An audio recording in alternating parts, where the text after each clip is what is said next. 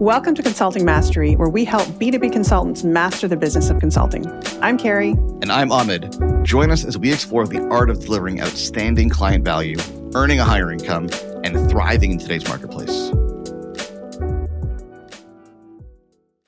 Hey, so what's your favorite time of the year? September. Back And to October. school. And October. Well, that's because it's my birthday in October. Fair. For other reasons. But September, yes. October. And January as well. So all the months. No, that's just only 3.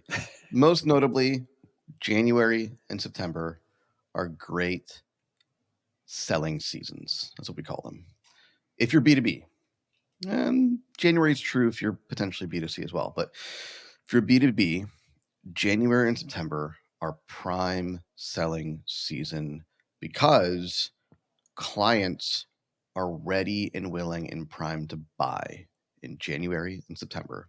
And we could debate which month is more powerful. And I'm going to essentially make the argument right now that September is the very best month to be selling, marketing, and engaging, more importantly, in productive conversations with prospective clients about solving their problems.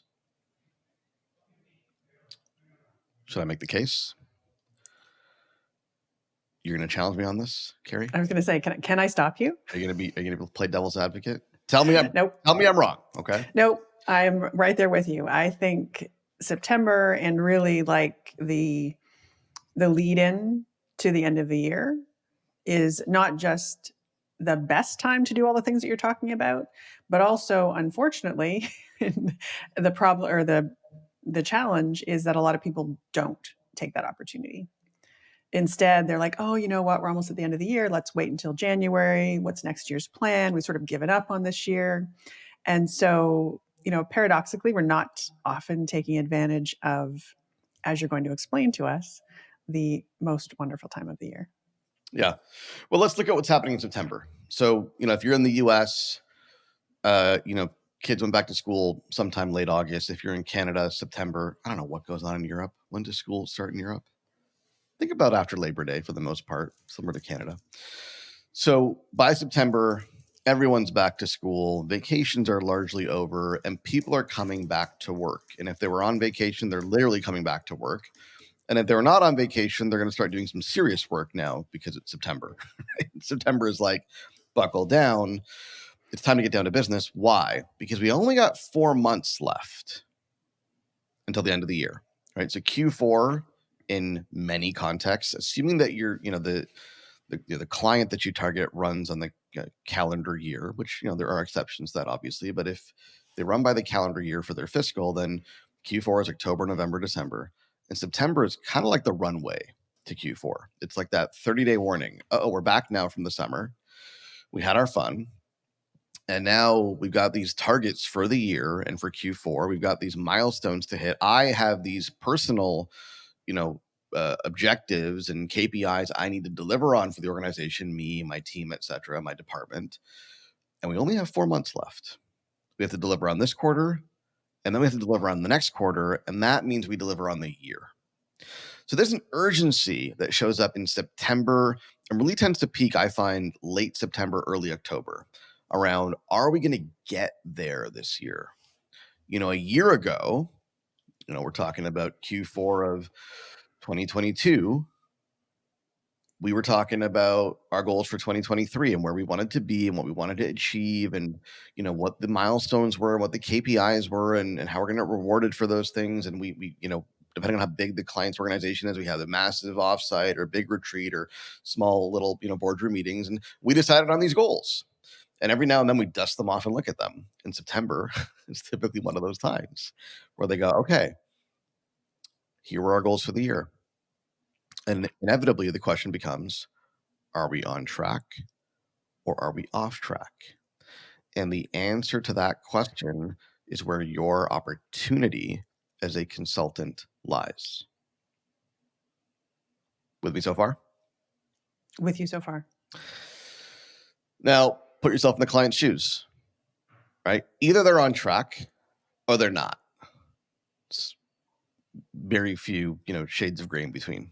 Either we're on track and we feel good about our progress. We feel good about where we're at. We're tracking towards our goals, our metrics, our KPIs. And we're not really concerned about delivering on the results for the year, in which case they ain't buying anything. Right? There's no problem to solve. There's no unmet need, and don't sell to them. But invariably, there are going to be lots of clients and lots of organizations, probably the vast majority in your market, who are not on track, for whom the plan has gone off the rails. And again, put yourself in their shoes. Don't take my word for it. Think through this exercise from your customer's vantage point. What are they going to be asking themselves? Why are we off the rails? Why aren't we on track? What went wrong?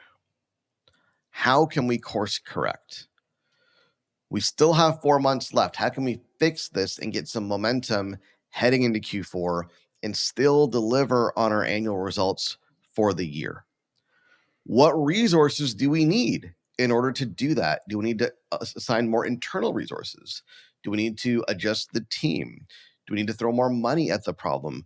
Do we need to bring on an external third-party consultant, advisor, service provider, etc., to help with this?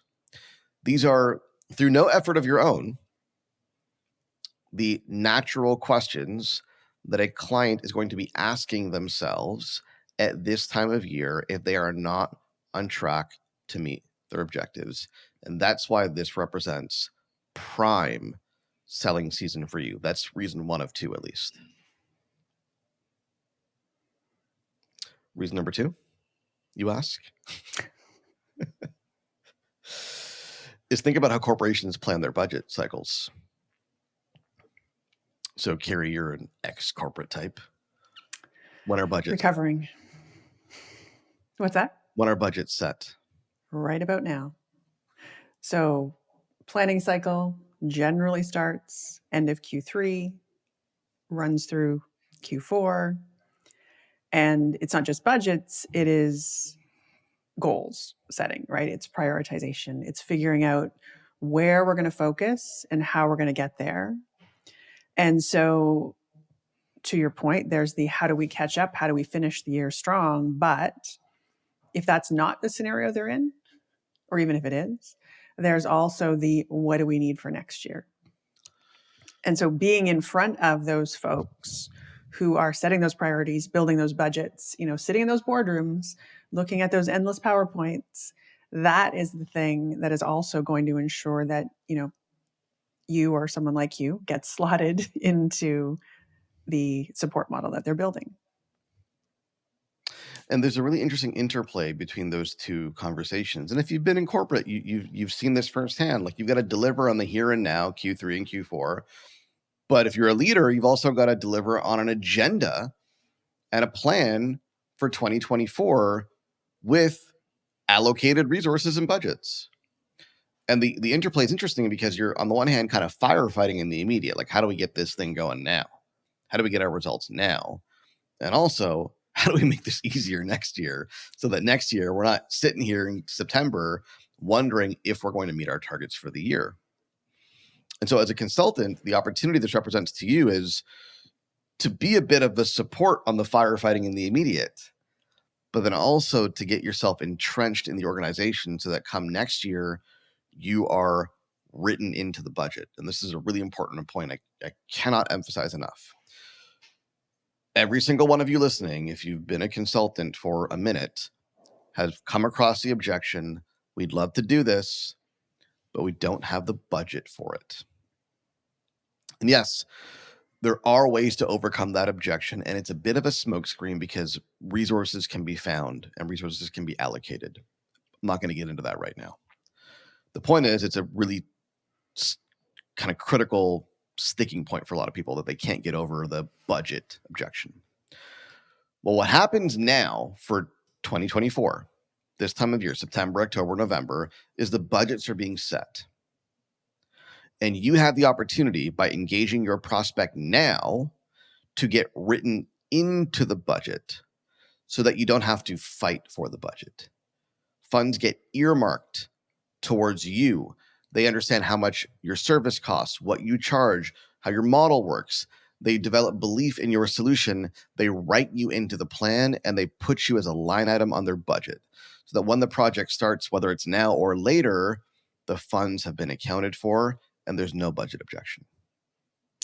Yeah, and I want to expand on that because like getting yourself put in there as a line item is one thing, but I think the thing that's important to highlight is your service in helping them build the solution that yes, they need to budget for, right? But being there at the front end, not just to insert yourself as a cost or as an investment, but to help them understand what they need to get where they want to go, right? To have built that relationship and have had those conversations early enough that as they're going through the planning cycle, they say, okay, Amit, question for you.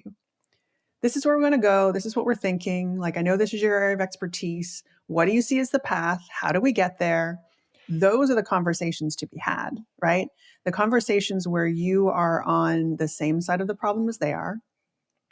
So it's not them having to find some cash to fund you, but you and your prospect are on the same side of the problem, figuring out the best possible solution that's going to be the most effective for their business and helping them do that work, right? Helping them get to a place where it is a no-brainer for the organization because you, the expert, have helped them validate the path. They aren't in the best position to validate that path in a lot of cases, right? You are. That's why they need to have you. And so waiting too long is not only about missing your opportunity to be budgeted for, it's also missing an opportunity to take, your unique solution that's really going to solve their problem and helping them to implement. Yeah. You have the opportunity now to help the client define the problem that they're facing and therefore shape the way they view solutions. Whereas, we'll talk about January, I'm sure in January. And January is a fantastic, and Q1's a fantastic season to sell in. Absolutely. Second only to right now. Because in January and Q1, who you're going to catch is you're going to catch the folks that set budgets but don't have a plan. Mm-hmm. And there's fewer of them because smart organizations are not waiting until January to plan. They're planning now and they're looking for the folks. And that's the thing right now. They're looking for the folks, the consultants, the service providers, the agencies, whatever you call yourself. They're looking for the people that can, to your point, help us define the problem and have some interesting insights on the solution. And therefore, the folks who we might want to get involved in this going forward. They're looking for them now. Will they be looking in January? Maybe, but fewer will because the smart ones will have lined up their resources now so that come January, they hit the ground running. They've got a plan. They're executing. You've already got a contract. You're getting paid by January. Yeah. And I mean, you're talking about the smart ones versus those who lag. And it's worth turning that view inward as well. Because as I alluded to earlier in our conversation, what we see, I think, far too often is consultants who wait, right? They're kind of watching the year wind down. Yeah, then we're going to take some time off over the holidays. And then January is this sort of panic-stricken moment where, oh, wow, now it's time to restart, right? So imagine in your world, if we kind of follow that same path that you're talking about with potential clients, where you have things in place.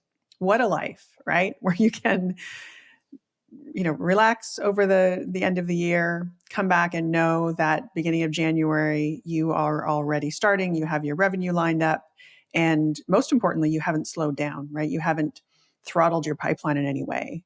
And you are now in that enviable position that most consultants want to be, where you have a plan, you're set, and you've taken control of your own timeline. Well, we have so many clients right now who are so busy talking to prospects who they have relationships with or they're building relationships with now, not about today, but about tomorrow. And I think it's worth emphasizing this interesting interplay between the short term and the long term that's happening right now, where a lot of your clients, probably most of them, they're concerned about 2023 and they're concerned about 2024. And that's kind of the best of both worlds. You know, you almost don't want a client to be too short-term focused. That could lead to, you know, short-term decision making that could have consequences. And you almost don't want them to be too long-term focused because then they lack urgency. You have both right now.